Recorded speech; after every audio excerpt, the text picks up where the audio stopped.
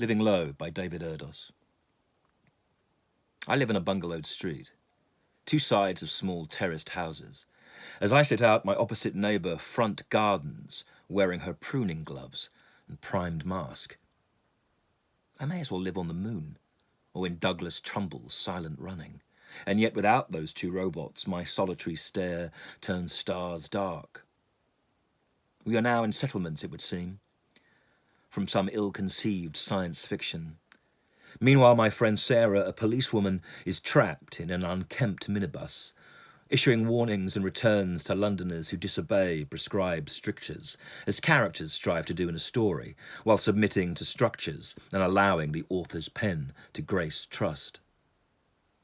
It is only in plays they speak out, often surprising the writer, as characters in a drama should move within context, word by sudden word, thought by thought. Just as I do today, sat with nowhere else now to go to than the local shop as an extra in Planet of the Aches, or perhaps Silent Yellow before it turns green.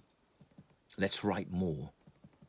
We need to imagine, at last, a fresh and new form of fiction, from which true dystopias are distinguished and the dystopian dirge can't be heard.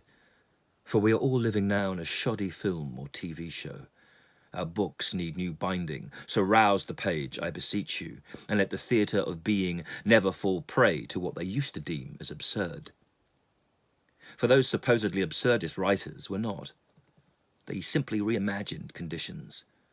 Ionesco, Arable, Pinter, they were anything but.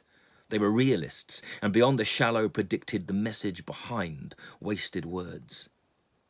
Now we do not know what this is, or who is actually writing. We are as low as ink. We are drying, but some waters rise. Write. Return.